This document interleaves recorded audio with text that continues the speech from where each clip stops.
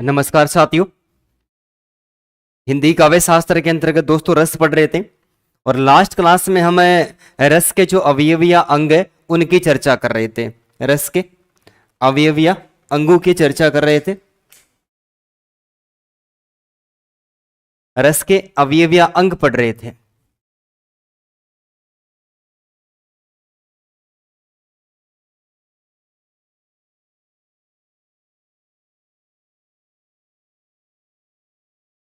दोस्तों अवयव और अंगों के अंतर्गत हमने स्वीकार किया था कि रस के मुख्य रूप से 4 अंग माने जाते हैं। 4 में सबसे पहले हमने अध्ययन किया था सबसे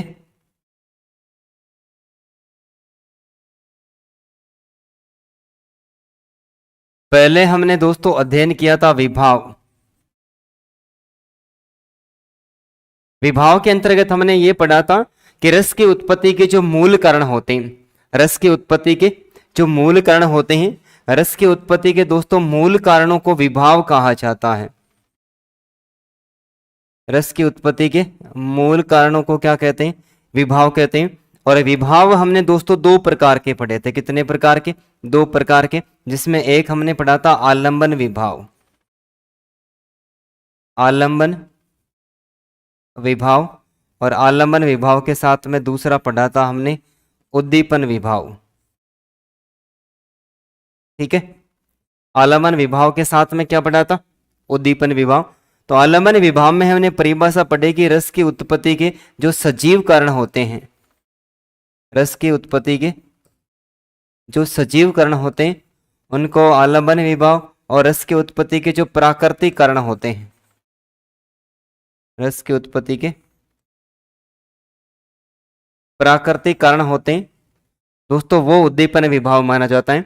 इसके साथ में हमने पढ़ा था कि आलंबन जो विभाव है, आलंबन विभाव के 2 भेद माने जाते हैं, जिसमें एक विषय आलंबन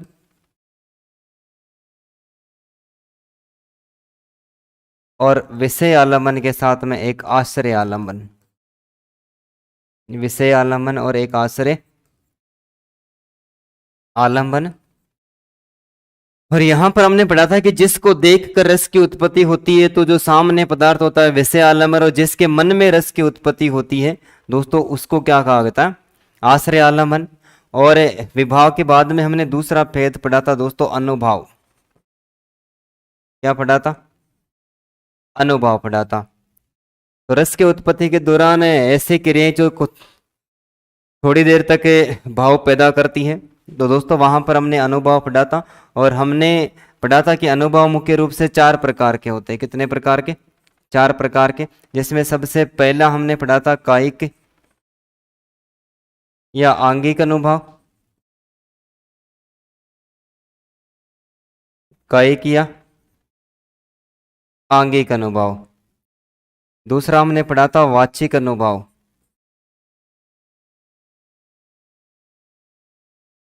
और वाचिक के साथ में दोस्तों तीसरा हमने पढ़ा था आहारीय अनुभव।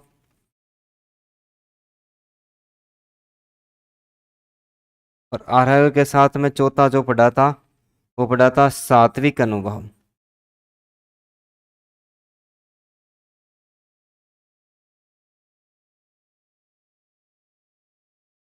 तो रस की उत्पत्ति के दौरान जो आश्रय आलंबन है, आश्रय आलंबन के द्वारा दोस्तों जो जानबूझकर चेष्टाएं की जाती हैं, जानबूझकर, इसके द्वारा आश्रय आलंबन के द्वारा जो जानबूझकर चेष्टाएं की जाती है वहां पर कायिक या आंगिक अनुभव माना जाता है। बोलकर कोई चेष्टा की जाती है, बोलकर चेष्टा प्रकट की जाती है तो वाचिक अनुभव। और वेशभूषा का वर्णन किया जाता है तो दोस्तों वहां पर हमने पढ़ा था आहार्य अनुभव। और सात्विक अनुभव हमने 8 प्रकार के स्वीकार किए थे। और सात्विक अनुभव दोस्तों मन से उत्पन्न होने वाले जो क्रियाएं होती है वो स्वतः उत्पन्न होती है। तो स्वतः उत्पन्न होने वाली जो क्रियाएं थी दोस्तों वो हमने पढ़ी थी 8 प्रकार की। और वहां पर जो अनुभव पढ़ा था वो कौन सा? सात्विक अनुभव। ठीक है, इसके बाद में तीसरा संचारी भाव या व्यभिचारी भाव। संचारी भाव या व्यभिचारी भाव। और दोस्तों चौथा हम पढ़ेंगे स्थायी भाव। ये 4 अंग स्वीकार किए थे। इन 4 में से दोस्तों विभाव और अनुभाव का हमने क्या कर लिया था, अध्ययन कर लिया था। आज हम पढ़ने वाले संचारी भाव या फिर व्यभिचारी भाव। कौन से भाव, संचारी भाव या व्यभिचारी भाव। सबसे पहले पढ़ते हैं दोस्तों व्यभिचारी भाव की परिभाषा।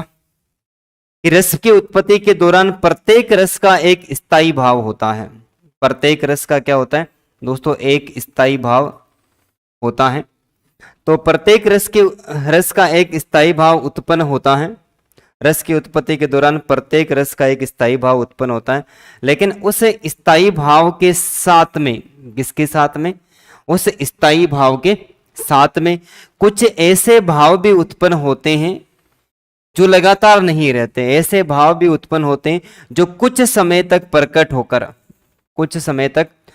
होकर अपना कार्य करने के पश्चात, कुछ समय तक प्रकट होकर अपना कार्य करने के पश्चात दोस्तों पुनः लुप्त हो जाते हैं। उन्हें व्यभिचारी या फिर संचारी भाव कहते हैं।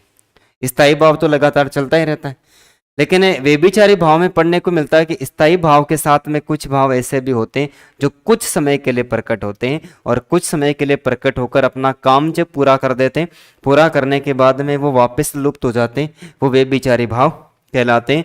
अथवा इस प्रकार के क्षणिक भाव यानी पल भर में उत्पन्न होने वाले आश्रय के मन में, अब जिसके मन में रस की उत्पत्ति हो रही है उसको आश्रय आलम्बन कहते हैं। तो इस प्रकार के भाव, इस प्रकार के क्षणिक भाव जो आश्रय के मन में, किसके मन में, आश्रय, जिसके मन में रस की उत्पत्ति हो रही है वो आश्रय आलम्बन। आश्रय आलम्बन के मन में उत्पन्न भावों को लंबे समय तक, कब तक, लंबे समय तक संचरित करने का कार्य करते हैं दोस्तों, वो क्या कहलाते हैं, वो संचारी भाव कहलाते हैं। कहने का मतलब स्थायी भावों के साथ में कुछ ऐसे भाव भी होते हैं जो जब तक चलते रहते हैं, संचार, अपने रस के भावों का संचार करते रहते हैं जब तक वो अपनी अंतिम अवस्था को प्राप्त नहीं कर लेते हैं।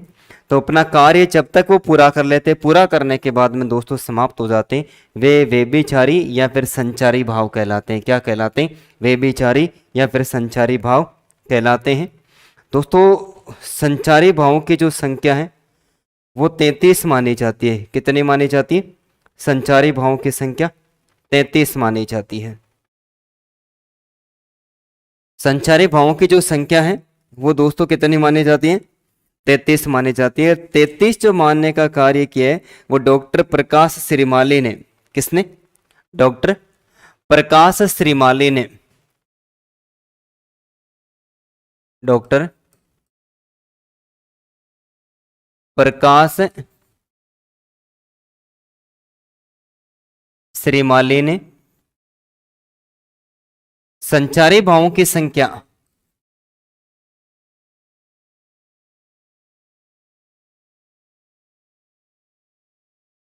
डॉक्टर प्रकाश श्रीमाली ने संचारी भावों की जो संख्या है वो दोस्तों कितनी मानी है,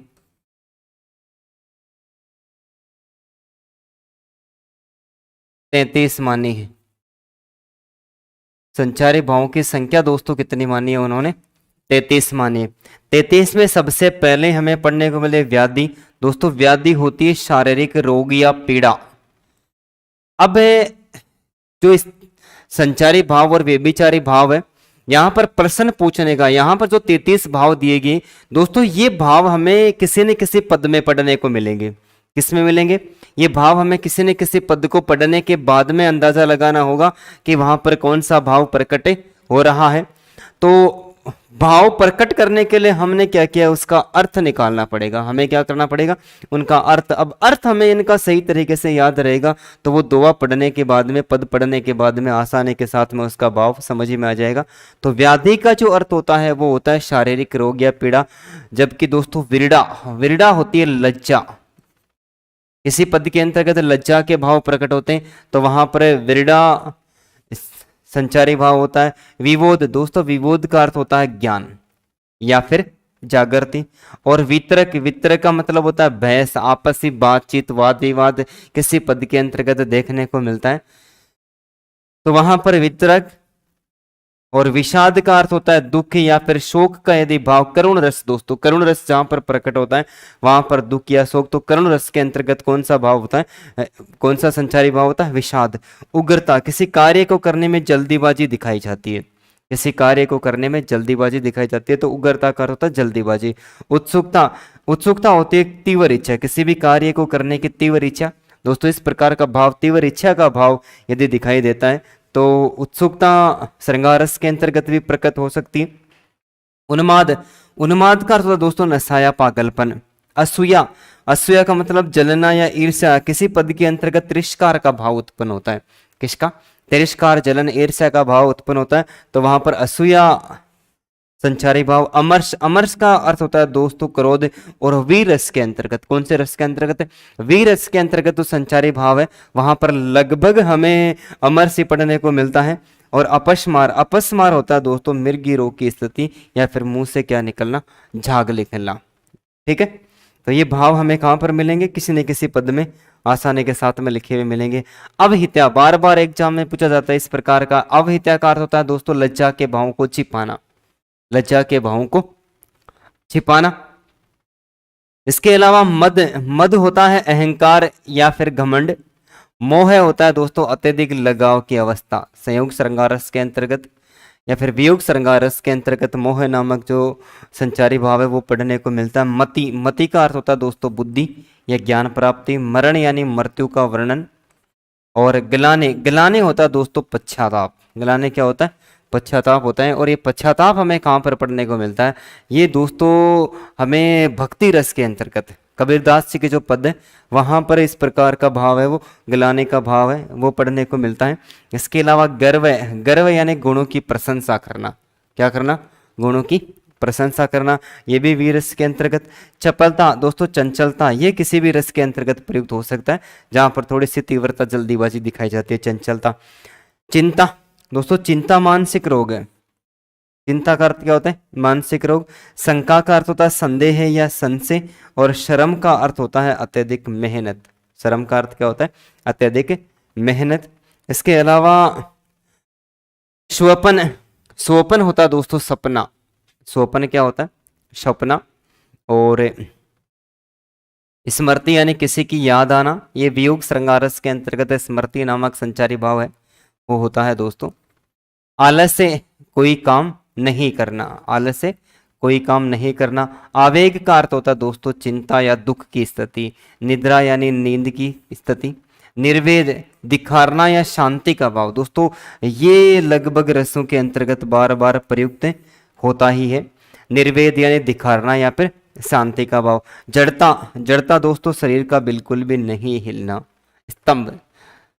ठीक है। त्रास, त्रास का मतलब होता है भय और डर।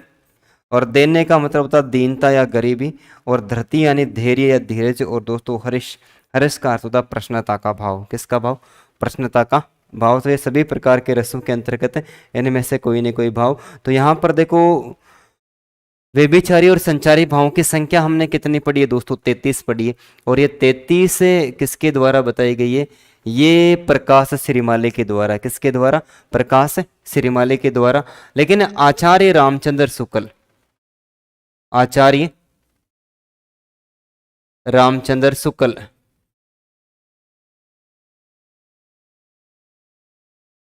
दोस्तों, आचार्य रामचंद्र शुक्ल इन 33 भावों के अंतर्गत 9 और जोड़ देते हैं।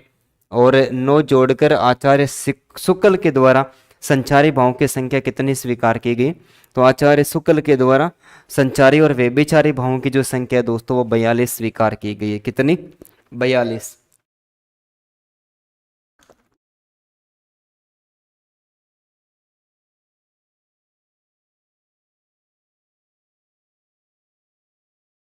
बयालीस। अब देखो कि आचार्य शुक्ल ने, किसने, आचार्य शुक्ल, आचार्य शुक्ल यानी आचार्य रामचंद्र शुक्ल, आचार्य रामचंद्र शुक्ल के अनुसार अन्य संचारी भाव होते हैं वो 33। तो श्रीमाली के द्वारा बताए गए, प्रकाश श्रीमाली 33 किसके द्वारा, प्रकाश त्रिमाली, और आचार्य शुक्ल ने 9, और 9 मिलाकर टोटल कितने कर दिए दोस्तों? 42। जिसमें एक छल नामक नया संचारी भाव, सहानुभूति, देश प्रेम, कृतज्ञता, पश्चाताप, विश्वास, अनिच्छे, उदासीनता और सकपकाहट, ये जो 9 संचारी भाव है दोस्तों, ये 9 संचारी भाव 33 भावों के अलावा किसने स्वीकार किए? आचार्य रामचंद्र शुक्ल के द्वारा स्वीकार किए गए। और आचार्य रामचंद्र शुक्ल ने इन्हें संचारी भावों को आगे थोड़ी देर बाद में पढ़ेंगे कि 33 भावों के अंतर्गत इनको 4 भागों के अंतर्गत विभाजित भी कर दिया है। तो सबसे पहले कुछ पद देखते हैं, और इन पदों के अंतर्गत दोस्तों हमें पहचान करनी है कि कौन सा संचारी भाव है, कौन सा संचारी भाव यहाँ पर प्रकट हुआ है। भजन कयो ताते बचो, बचो ने एको बार है। दोस्तों इस पद के अंतर्गत अलंकार है यमक अलंकार। भजन कहो ताते बचो, उसे ही बचा। तो यहाँ पर कबीरदास जी अपने मन को संबोधित कर रहे हैं। कबीरदास जी किसको संबोधित कर रहे हैं दोस्तों? अपने मन को संबोधित करते हुए कह रहे हैं कि जिस समय भजन कयो ताते बचो, कि जिस समय तुझे भजन करने का कहा गया, किसका? जिस समय तुझे भजन करने का कहा गया, तब तक तू सांसारिकता की मोह माया रूपी है ना, उसी के अंतर्गत फंसा रहा। बचो ने एको बार, तूने परमात्मा के नाम का एक बार भी भजन नहीं किया। कबीरदास जी अपने मन को संबोधित करते हुए कहते हैं कि हे मन, जब तुझे परमपिता परमात्मा की भक्ति करने के लिए कहा गया था ना, उस समय तो तूने भगवान की भक्ति करी नहीं। तूने एक बार भी उस भगवान के नाम का स्मरण नहीं किया। तूने एक बार भी उस भगवान के नाम का स्मरण नहीं किया। दूर भजन जाते क्यों? भजन यानी वस्तुओं से, जिन वस्तुओं से तुझे दूर रहने का कहा गया, जिन वस्तुओं से तुझे दूर रहने का कहा गया, तू सो भजो कंवार, की जिनका तुझे सेवन नहीं करना, जिन वस्तु से तुझे दूर रहने को कहा गया, तुमने बार बार उन्हीं वस्तुओं का सेवन किया। इसलिए कवि यहाँ पर अपने मूर्ख गंवार पागल मन को संबोधित करता हुआ कहता है कि परमात्मा की भक्ति करने का जो समय था ना, वो समय तो तूने निकाल दिया। परमात्मा के नाम का एक बार भी तूने स्मरण नहीं किया। जिन वस्तुओं का तुझे दूर रहने के लिए कहा गया था ना, तू बार बार उन्हीं वस्तुओं का क्या करता रहा? तो उन्हीं वस्तुओं का सेवन करता रहा। तो यहाँ पर कबीरदास जी अपने मन को दिखार रहे हैं। यहाँ पर दोस्तों दिखारने का भाव है इस पद के अंतर्गत, अपने मन को दिखारने का, दिखारने या शांति का भाव यहाँ पर प्रकट हुआ है। तो जहाँ पर दिखारने या फिर शांति का भाव प्रकट होता है दोस्तों, वहां पर निर्वेद संचारी भाव होता है। कौन सा? निर्वेद संचारी भाव। तो इस पद के अंतर्गत कौन सा संचारी भाव है दोस्तों? निर्वेद। अब ऐसे प्रकार के प्रश्न पूछे जाएंगे कि व्यभिचारी संचारी भावों की संख्या 33 मानी जाती है, और उसके अर्थ हमने साथ में पढ़े, अर्थ आगे दिया हुआ है। वो भाव या अर्थ दोस्तों इस प्रकार के पद में दिखाई देगा। तो हमें कोई पद देकर एग्जाम के अंतर्गत पूछा जा सकता है कि इस पद के अंतर्गत कौन सा संचारी भाव है। तो इस पद में हमें यही पढ़ने को मिल रहा है कि कबीरदास से अपने मन को दिखा रहे हैं। किसको दिखा रहे हैं? दिखारना मतलब तिरस्कार, उसको शांति का भाव, दोनों प्रकट हो रहे हैं। तो निर्वेद संचारी भाव कि जब कबीरदास से उल्लेख करते हैं, बताने का प्रयास करते हैं कि जब बच्चा गर्म में होता है, बच्चा जब गर्म में होता है तो गर्म में वो उल्टा लटका हुआ रहता है, और उल्टा लटका रहता है तो दोस्तों वो तकलीफ में होता है। गर्म में उल्टा लटका हुआ रहता है तब वो तकलीफ में होता है। तो परमात्मा हमें कब याद आता है? परेशानी में याद आता है। इसलिए समय समय पर परमात्मा को याद कर लेना चाहिए। जिस दिन परमात्मा याद कर लेता है ना, उस दिन तो दोस्तों लेने के देने पड़ जाते। तब गर्भ में जब बच्चा उल्टा लटका हुआ रहता है, तब कष्ट में होता है, तब परमात्मा उसको याद आता है। तब वो परमात्मा से कहने लगता है कि हे परमात्मा, जिस जाल में तूने फंसा कर मुझे रख दिया है ना, उस जाल से बाहर निकाल। इस जाल से बाहर निकलने के बाद में मैं तेरी भक्ति करूंगा, तेरी भक्ति के सिवा मैं कुछ भी नहीं करूंगा। लेकिन जब बच्चे का जन्म हो जाता है, और जन्म होने के बाद में वो सांसारिकता और संसार की मोह माया में पूरी तरह से डूब जाता है, और डूबने के बाद में संसार सागर की जो बीच मझधार है उसमें से वो निकल नहीं पाता है। नाम कोल वचन तो करके आया था कि बाहर निकलने के बाद मैं परमात्मा की भक्ति करूंगा, लेकिन परमात्मा की भक्ति वो कभी भी नहीं करता है। तो कबीरदास यहाँ पर अपने मन को संबोधित करता हुआ कह रहा है कि जिस समय तुझे परमात्मा के नाम का भजन करने का, उसकी भक्ति करने के लिए कहा गया था ना, तब तो तू उससे दूर भागता गया, एक बार भी परमात्मा के नाम का स्मरण नहीं किया, और जिन वस्तुओं से तुझको दूर रहने का कहा गया ने, उन वस्तुओं के तू बार बार समीप रहा। तो यहाँ पर दिखारने और शांति का भाव प्रकट हो रहा है। तो इस पद के अंतर्गत दोस्तों निर्वेद संचारी भाव, कौन सा? निर्वेद संचारी भाव। ललन चलन सुनी पलन में असवा ढरी के आए, गई लखाई न सकी हन हो झूठे ही जमुहाय। दोस्तों यहाँ पर एक नायिका और नायिका की सखियों का उल्लेख किया गया है। नायिका और नायिका के साथ में कौन है? नायिका की सखियां। ठीक है। ललन चलन सुनी पलन में असवा ढर के आए, कि एक नायिका को जब अपने प्रियतम की याद आती है, किसकी? एक नायिका को जब अपने प्रियतम की याद आती है तो असवा, पलन यानी पलकों से, पलन किसको कहते हैं दोस्तों? पलकों से, पलकों से असवा ढर के आए, कि उनकी आंखों के अंदर से अश्रु की धारा बहने लग जाती है। गई लखाई न सकियों ने, गई लखाई न सकियों ने, कि सखियों को, लखाई का मतलब दिखाई, जब सखियों को वो उस प्रकार का भाव है, अश्रु की धारा का भाव है, वो दिखाई देता है।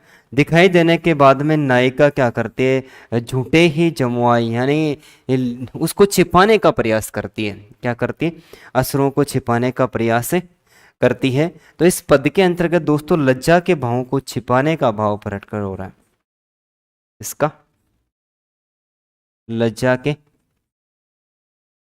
भावों को छिपाना, सखियां देखती है तो अश्रुओं को छिपा लेती है, उनके सामने प्रकट करना नहीं चाहती है। तो लज्जा के भावों को छिपाना यदि इस प्रकार का भाव है, तो इस पद में दोस्तों अवहित्या, इस पद में अवहित्या संचारी भाव है। ऊपर वाले पद के अंतर्गत तो तुलसीदास जी अपने मन को दिखा रहे थे, तो निर्वेद, लेकिन यहाँ पर एक नायिका क्या करिए, जब आंखों से अश्रु की धारा बहने लगती है तो अपने सखियों से छिपा लेती है। इसका मतलब लज्जा के भावों को छिपाने का भाव प्रकट हुआ है। अतः है यहाँ पर जो संचारी भाव है दोस्तों, कौन सा है? अवहित्या संचारी भाव। कौन सा? अवहित्या संचारी भाव। अब आके देखो, आंखें ललन कुटिल भई बोहे, रदपट फरकत नयन रिशोए। इस पद के अंतर्गत दोस्तों किस प्रकार का भाव प्रकट हो रहा है? क्रोध का भाव। और जहां पर क्रोध आता है वहां पर कौन सा होता है? अमरस संचारी भाव होता है। आंखें ललन, क्रोध की वजह से आंखें लाल रंग की हो गई है। आंखें कैसी होगी? लाल रंग की। कुटिल भई भोए, भोए दोस्तों तिरछी हो गई, धनुष के समान। कुटिल यानी तिरछी, भोएं कैसी हो गई? तिरछी हो गई। रदपट दोस्तों, रदपट कहते हैं ओष्ठ, ओष्ठ फड़कने लगे हैं। और नयन यानी आंखों में रेशो है, यानी क्रोध का भाव दिखाई दे रहा है। इस प्रकार का क्रोध भाव। तो इस पूरे पद के अंतर्गत ही दोस्तों क्रोध का भाव प्रकट हो रहा है। इसका भाव, क्रोध का भाव प्रकट हो रहा है। तो इस पद में अमर्ष, अमर्ष संचारी भाव,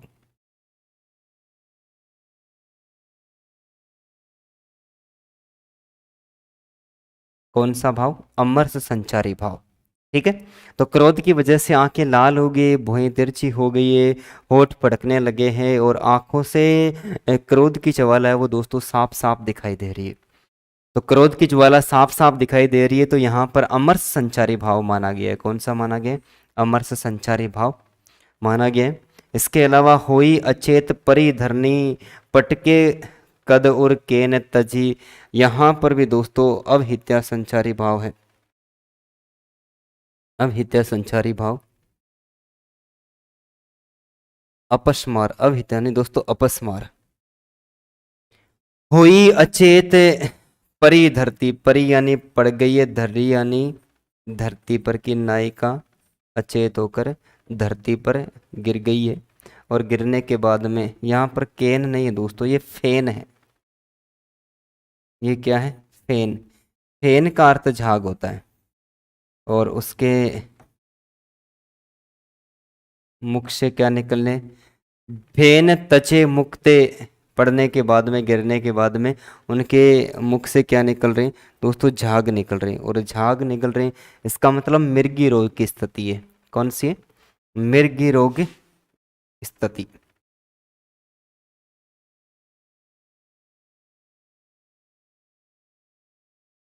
मिर्गी रोग की स्थिति प्रकट हुई है। अतः यहाँ पर अपस्मार संचारी भाव है। अपस्मार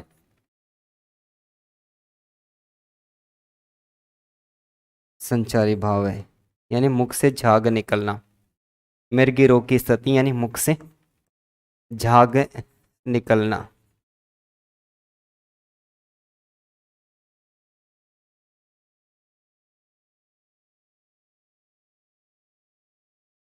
मुख से झाग निकलना, इस प्रकार का भाव इस पद के अंतर्गत प्रकट हुआ है।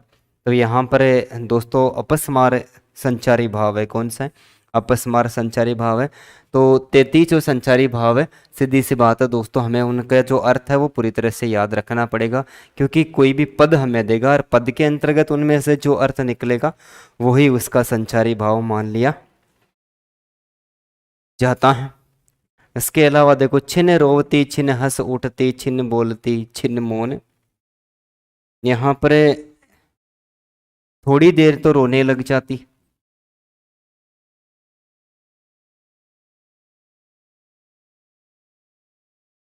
थोड़ी देर तो रोने लग जाती। छिन हंस उठती, थोड़ी देर के बाद में हंसने लग जाती। छिन बोलती, छिन मौन, थोड़ी देर में बोलने लग जाती है और थोड़ी देर के बाद में क्या हो जाती है दोस्तों? शांत हो जाती है। तो यहाँ पर पागलपन की स्थिति का उल्लेख हो रहा है। किसका उल्लेख हो रहा है? पागलपन की स्थिति का उल्लेख हो रहा है दोस्तों। पागलपन की स्थिति का जहां पर उल्लेख होता है, पागलपन, पागलपन की अवस्था का उल्लेख होता है, वहां पर उन्माद संचारी भाव होता है। उन्माद संचारी भाव। ठीक है। तो छिन रोवती, छिन हंस उठती, छिन बोलती, थोड़ी देर के लिए रोने लग जाती, थोड़ी देर में हंसने लग जाती, थोड़ी देर में बोलने लग जाती है और थोड़ी देर में वापस शांत हो जाती है। तो ये पागलपन की अवस्था। और पागलपन की अवस्था होते ही वहां पर उन्माद संचारी भाव होता है। कौन सा दोस्तों? उन्माद संचारी भाव। इसके अलावा परतीय दोष पुराण सुनी, परतीय यानी यहाँ पर दोस्तों बहुत गहराई की बात करिए कवि ने। कवि ने इतनी गहराई की बात करी है कि एक आदमी का जो जीवन है ना, वो हमेशा दूसरों की गलतियां निकालने में ही गुजर जाता है। और दूसरों की गलतियां और कमजोरियों को सुनते हैं तो सुनने के बाद में खिलखिलाकर ताली बजाकर हंसने लग जाते हैं। लेकिन कभी अपने गिरेबान में झांक कर नहीं देखते हैं। कभी अपने गिरेबान में झांक कर नहीं देखते हैं कि मेरे अंदर कितनी गलतियां हैं। क्योंकि हमारी जो जिंदगी है वो दूसरों की गलतियां निकालने में ही चली जाती है। यदि व्यक्ति अपने गिरेबान में झांक कर देख लेता है ना, तो दोस्तों ये विचार उसको आदमी बना देता है। तो एक शेर यहाँ पर मैं खड़काता हूँ आपके सामने कि ये चांद चांद कह के तुझे सर पे चढ़ा रखा है, ये चांद चांद कह के तुझे सर पे चढ़ा रखा है, देख लेना एक दिन बादलों के करे कुएं में गिरा देंगे। तू अपने गिरेबान में झांक कर तो देख, ये विचार तुझे आदमी बना देंगे। तो व्यक्ति अपने बारे में सोचता है तो वो श्रेष्ठ महान धैर्यशील इंसान बन जाता है। लेकिन यहाँ पर परतीय दोष पुराण सुनी, कोई कथा वाचन हो रहा था। और कथा वाचन के अंतर्गत कथाकार क्या करता है दोस्तों? दूसरों की कमियां और गलतियां ही निकालने का। तो पर यानी दूसरा और तीय यानी इस तरीके किसी अन्य की बात।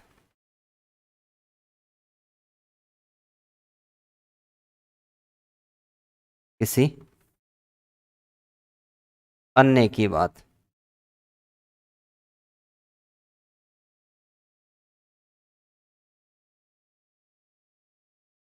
अन्य स्त्री, किसी अन्य स्त्री की बात। परतीय दोष पुराण यानी पुराणों में, कहां पर सुनी?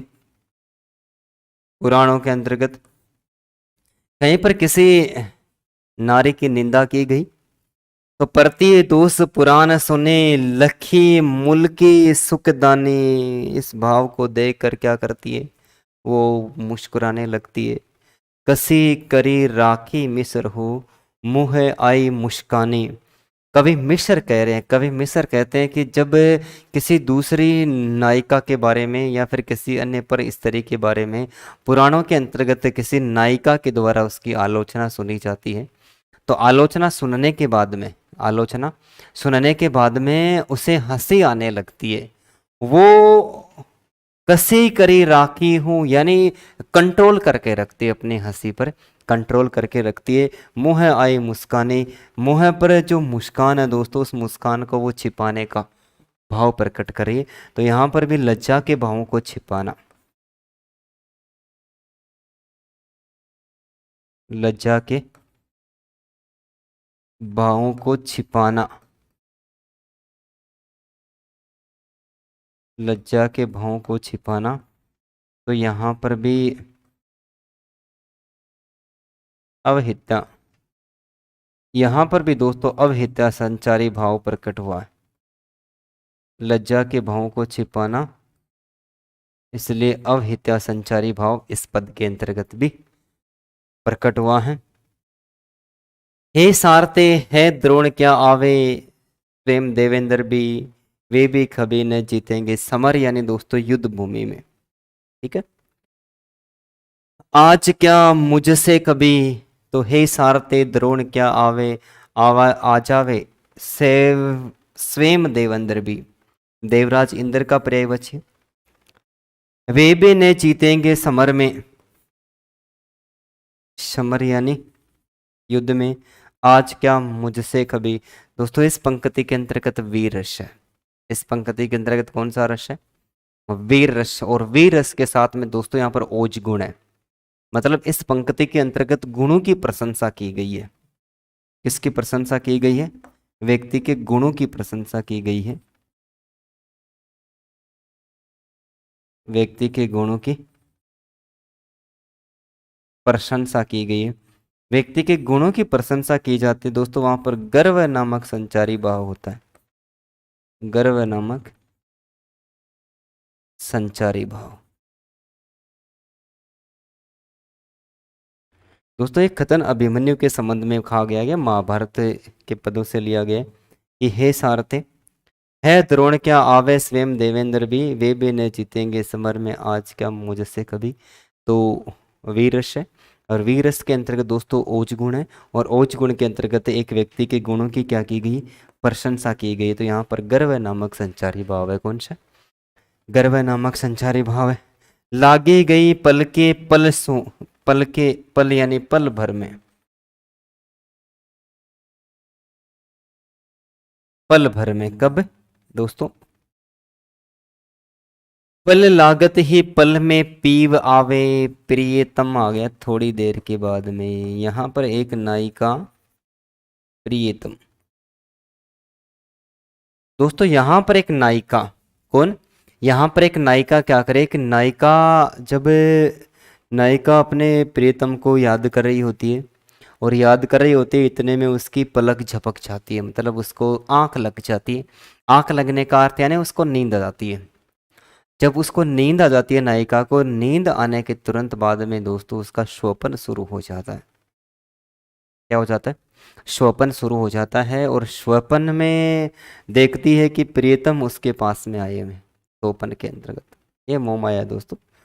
पल लागत ही पल में पीव आवे, पीव यानी प्रियतम। जो ही उसको आंख लगती है, नींद आती है, नींद आने के तुरंत बाद में दोस्तों प्रियतम उसके स्वप्नों में आ जाता है। वो अपने राज दरबार में, महलों में नायिका सो जाती, और सोने के बाद में तो यहाँ पर उसको सपना आता है। तो दोस्तों यहाँ पर स्वप्न संचारी भाव हो गया। कौन सा हो गया? स्वप्न संचारी भाव। तो दोस्तों ये यहाँ से संचारी भावों से हमें इस प्रकार के प्रश्न पूछेंगे। इस प्रकार के प्रश्नों के अंतर्गत पूछेगा कि कौन सा संचारी भाव है। तो ये जानने के लिए हमें जो प्रकाश श्रीमाले ने जो 33 संख्या बताई है संचारी भावों की, उस 33 संचारी भावों की संख्या को हमें पूरी तरह से याद करना ही पड़ेगा। संख्या हमें पूरी तरह से याद रहेगी तो फिर भूलने की जो अवस्था वो न के बराबर हो जाएगी। और जिस पद के अंतर्गत जो संचारी भाव है दोस्तों, उसको पहचानने में भी हमें ज़्यादा समय नहीं लगेगा। तो इसको उतारिए, इसके आगे अन्य भी चर्चा कर ही लेते हैं।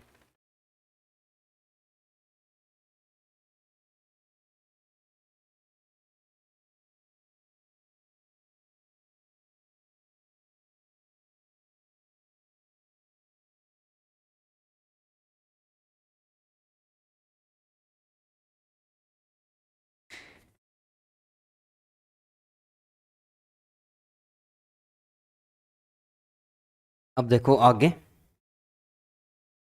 विशेष तथ्य। अब देखो यहाँ पर कुछ इम्पोर्टेंट बातें भी हमें दोस्तों पढ़ने को मिलती, जहाँ से भी एग्जाम के अंतर्गत प्रश्न उठने की संभावना रहती है कि रीतिकाल में आचार्य देव कवि, कौन सा कवि दोस्तों? रीतिकाल में देव देव के द्वारा एक छल नामक नया संचारी भाव स्वीकार किया गया। प्रकाश श्रीमाले ने कितने बताए? 33। प्रकाश श्रीमाली ने 33। आचार्य शुक्ल ने,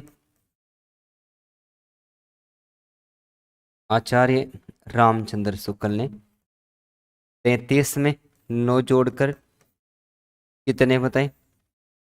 42। यहां पर आचार्य देव,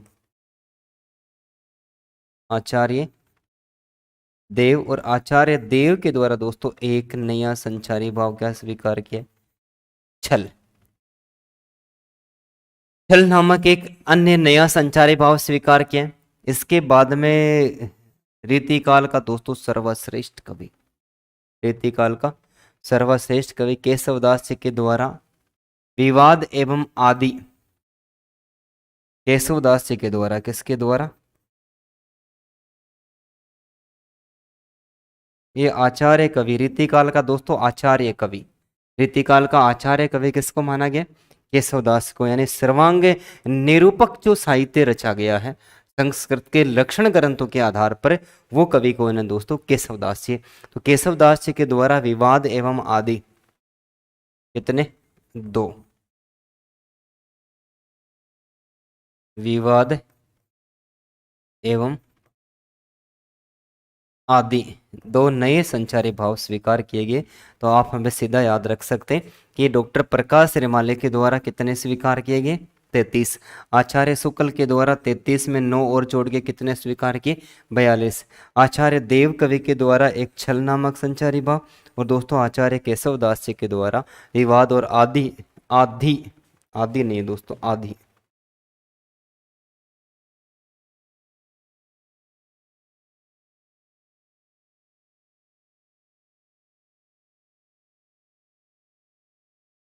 विवाद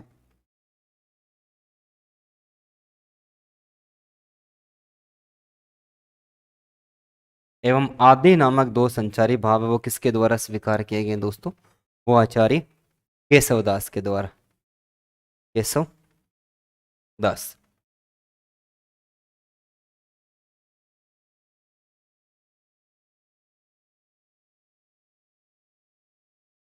ठीक है। इसके अलावा भी अब देखो आचार्य शुक्ल ने, आचार्य रामचंद्र शुक्ल ने इन 33 संचारी भावों को क्या किया दोस्तों? 4 भागों में बांट दिया। कितने भागों में बांट दिया? 4 भागों में। 4 भागों में, जहां पर केवल कुछ 33 में से कुछ ऐसे जो संचारी भाव है जिनमें केवल सुख का भाव प्रकट हो रहा है, उनको एक जगह शामिल कर दिया, सुखात्मक संचारी भाव। जहां पर दुख और शोक का भाव है वहां पर दुखात्मक संचारी भाव, और दोनों अवस्था एक साथ तो उभयात्मक संचारी भाव।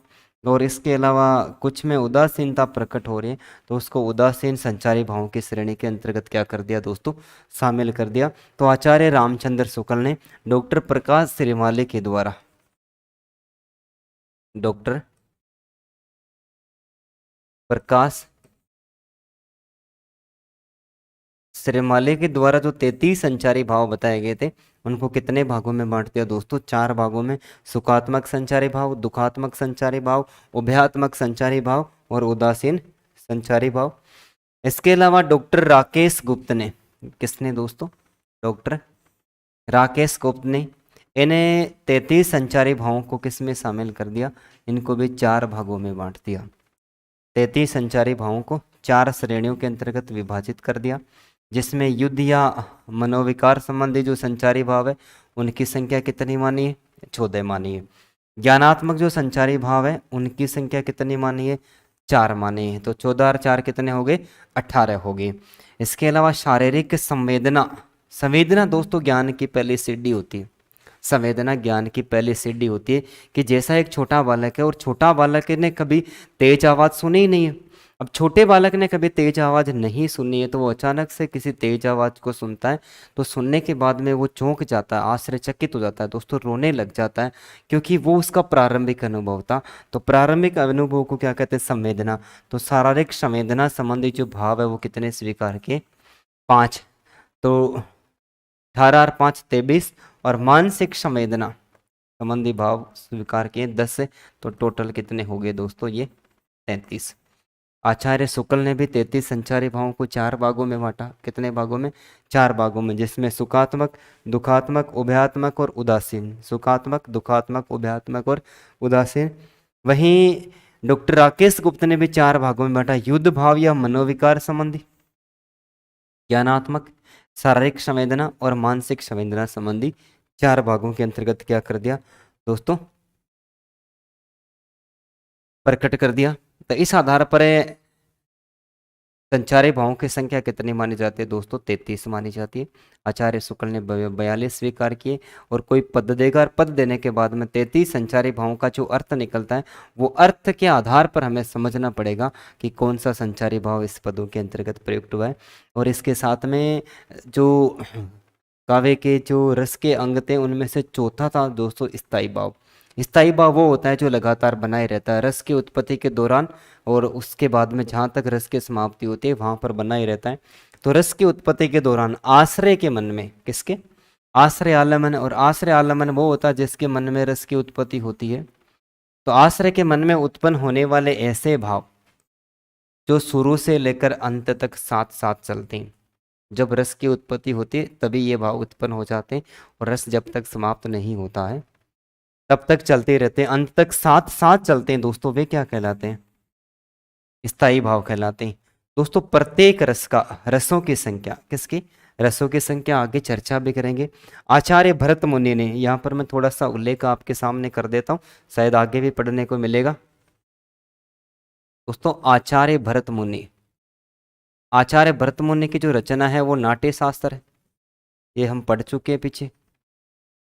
नाट्य शास्त्र के अंतर्गत इसने 3 बातें स्वीकार की हैं कि 3 बातों में कि नाटक के लिए, इसके लिए, नाटक के लिए कितने रस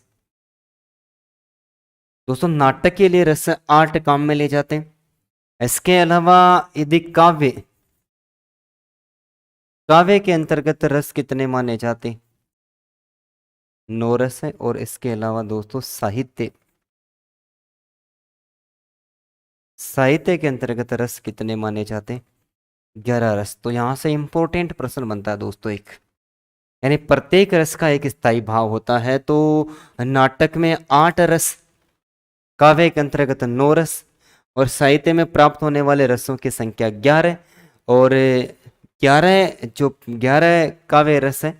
काव्य रस के साथ में प्रत्येक रस का स्थायी भाव होता है, क्या होता है, प्रत्येक रस स्थायी भाव है। और कुल यदि रसों की संख्या मानते हैं तो दोस्तों कुल संख्या भी, रसों की कुल संख्या भी कितनी मानी जाती है, 11 ही मानी जाती है। तो प्रत्येक रस का क्या होता है, एक स्थायी भाव होता है। आचार्य भरत मुनि के अनुसार नाटक के लिए 8, कितने, नाटक के लिए 8, दोस्तों काव्यों के लिए कितने, 9, काव्यों के लिए 9। जबकि देखो अमर कोश, दोस्तों अमर कोश किसके द्वारा लिखा गया था, ये अमर सिंह के द्वारा लिखा गया था। अमर कोश अमर सिंह के द्वारा लिखा गया था। और दोस्तों ये गुप्त काल की बात है, गुप्त काल में ये विक्रमादित्य के दरबार में रहता था। विक्रमादित्य, विक्रमादित्य के ये दरबार में रहता था। और अमर सिंह ने एक ग्रंथ लिखा, व्याकरण ग्रंथ, जिसको अमरकोश के नाम से पुकारा जाता है। और अमरकोश के अंतर्गत दोस्तों इन्होंने हिंदी साहित्य में, इसमें हिंदी साहित्य में कुल कितने रस स्वीकार किए, 11 रस। तो ये बात आपको याद रखनी है कि नाटक के लिए कितने, 8, काव्य के लिए कितने, 9, और साहित्य के लिए जो रस माने जाते हैं दोस्तों वो कितने माने जाते हैं, 11 रस माने जाते हैं। तो 8 और 9 स्वीकार किए आचार्य भरत मुनि की रचना का नाम नाट्य शास्त्र में। और अमर सिंह के द्वारा रची गई रचना अमरकोश के अंतर्गत हिंदी साहित्य के लिए रसों की जो संख्या मानी गई है दोस्तों, कितनी मानी गई, 11 मानी गई। जिसमें देखो पहला श्रृंगार रस, दोस्तों श्रृंगार रस का जो स्थायी भाव होता है वो रति होता है। रति किसकी पत्नी थी, कामदेव की पत्नी। और जब रति नामक स्थायी भाव मन में उत्पन्न होता है तो काम वासना जागृत होती है। क्या होती, काम वासना जागृत होती है। यहाँ पर श्रृंगार रस का जो वर्ण होता है वो दोस्तों श्याम यानी सांवला रंग माना जाता है। और श्रृंगार रस का देवता किसे माना गया, विष्णु को माना गया। श्रृंगार रस का देवता किसे माना गया, विष्णु को माना गया। हास्य रस का जो स्थायी भाव है दोस्तों वो हास होता है। यहाँ से भी बहुत बार प्रश्न पूछा जाता है स्थायी भाव को लेकर। हास्य रस के अंतर्गत दोस्तों वर्ण होता है वो कौन सा होता है, सफेद, सफेद यानी सफेद। और देवता, हास्य रस का देवता परमर्थ होता है। करुण रस का दोस्तों स्थायी भाव शोक होता है, शोक। और शोक के साथ में आप विषाद भी लिख सकते हैं, शोक के साथ में विषाद। यहाँ पर है वर्ण इसका कपोत। और देवता, करुण रस का देवता यम यानी यमराज को माना गया। रुंद रस का दोस्तों स्थायी भाव क्रोध होता है। और क्रोध होता है तो शरीर का रंग, चेहरे का रंग लाल हो जाता है, तो रक्तवर्णी। और देवता किसको माना गया, रुद्र को माना गया। रुद्र रस में देवता किसको माना गया, रुद्र को माना गया। दोस्तों वीर रस, वीर रस में उत्साह होता है। और हेम यानी स्वर्ण रंग इसका माना गया है। और महा प्लस इंद्र, महेंद्र इसका देवता माना गया है। ठीक है, महेंद्र देवता माना गया। भयानक रस के अंतर्गत दोस्तों स्थायी भाव भय होता है। और कृष्ण यानी काला रंग। और भयानक रथ के अंतर्गत दोस्तों भय उत्पन्न होता है, तो भूत प्रेत मरघट इस प्रकार के दृश्य होते। विभत्स रस के अंतर्गत दोस्तों जुगुप्सा, ये बार फर्स्ट ग्रेड में पूछा गया प्रश्न है। यानी गलाने, गलाने यानी पश्चाताप, इसका रंग नील होता है। और दोस्तों इसका जो देवता होता है वो कौन होता है, महाकाल होता है। देवता कौन होता है, महाकाल होता है। अद्भुत रस में दोस्तों विस्मय, और विस्मय को आप आश्चर्य लिख सकते हैं, विस्मय को आप आश्चर्य। इसका रंग दोस्तों पीत होता है। और इसका देवता कौन होता है, गंधर्व देवता होता है। और शांत रस, ये सम और शम यानी निर्वेद। और निर्वेद का अर्थ हमने पढ़ा था दिखारना या शांति का भाव। निर्वेद का अर्थ क्या होता है, दिखारना या शांति का भाव।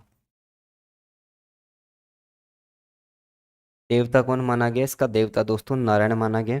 तो यहाँ पर नाटक के लिए तो ऊपर वाले 8 और एक काव्य के लिए 9, काव्य के लिए 9।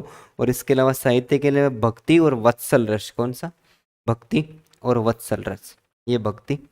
और भक्ति के साथ में कौन सा, वत्सल रस यानी वात्सल्य रस। और वात्सल्य के साथ में ईश प्रेम संबंधी रति, ये इसका स्थायी भाव। वत्सल रस में वात्सल्य स्थायी भाव है और भक्ति रस के अंतर्गत दोस्तों ईश प्रेम की। तो यहाँ पर 3 बातें आपको विशेष तौर पे याद रखनी है। नाटक के लिए रसों की संख्या 8 है, काव्य के लिए भर्तमुनि ने 9 मानी है, और हिंदी साहित्य के लिए अमर कोश रचना जो अमर सिंह के द्वारा रची गई है, उस रचना के अंतर्गत हिंदी साहित्य में रसों की संख्या कितनी मानेगी दोस्तों? 11 मानेगी। इस बात को ध्यान रखिए। हम पूरे 11 जो रस है सभी को विस्तार पूर्वक आगे की क्लासों में पढ़ेंगे। अब देखो यहाँ पर इंपॉर्टेंट विशेष तथ्य। और विशेष तथ्य क्या दोस्तों? पहली बात देखिए आप, 12वीं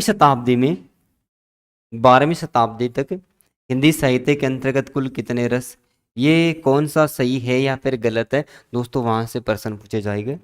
12वीं शताब्दी तक साहित्य जगत में कितने रस स्वीकार किए गए थे? 9 ही रस स्वीकार किए गए थे। लेकिन 12वीं शताब्दी में आचार्य मम्मट, दोस्तों आचार्य मम्मट की रचना मिलती है हमें काव्य प्रकाश। आचार्य मम्मट की रचना काव्य प्रकाश 12वीं शताब्दी में।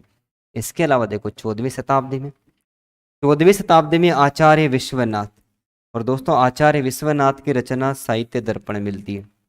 क्या मिलती है? साहित्य दर्पण। ठीक है। इन्होंने वात्सल्य को एक अलग रस के रूप में स्वीकार किया गया। तो वात्सल्य को स्वीकार किया, इसका मतलब 14वीं शताब्दी में रसों की संख्या कितनी हो गई थी? 10 हो गई थी। 12वीं शताब्दी में आचार्य मम्मट की रचना काव्य प्रकाश था। 14वीं शताब्दी में आचार्य विश्वनाथ ने स्वरचित साहित्य दर्पण रचना के अंतर्गत वात्सल्य को एक अलग से रस स्वीकार किया। ठीक है। तो रसों की संख्या कितनी हो गई? 10। इसके बाद में देखो 17वीं शताब्दी में आचार्य पंडितराज जगन्नाथ ने रस गंगाधर रचना लिखी। दोस्तों कौन सी रची? रस गंगाधर रचना। और रस गंगाधर रचना के अंतर्गत भक्ति को 11वें रस के रूप में स्वीकार किया। तो 12वीं शताब्दी तक काव्य के अंतर्गत रस कितने थे दोस्तों? 9 ही रस थे। कितने थे? 9 ही रस थे। और 12वीं शताब्दी में आचार्य मम्मट और काव्य प्रकाश रचना में, और 14वीं शताब्दी में आचार्य विश्वनाथ ने साहित्य दर्पण रचना के अंतर्गत वत्सल को एक और स्वीकार किया। इसलिए काव्य के अंतर्गत साहित्य में रसों की संख्या कितनी होगी? 10 होगी। और 17वीं शताब्दी के अंतर्गत आचार्य पंडितराज जगन्नाथ ने अपनी रचना रस गंगाधर के अंतर्गत भक्ति को 11वें रस के रूप में क्या कर लिया? स्वीकार कर लिया। दोस्तों इसके बाद में हम पढ़ते हैं प्रमुख रस, और प्रमुख रसों की चर्चा करते हैं हम नेक्स्ट क्लास में। तब तक के लिए धन्यवाद दोस्तों।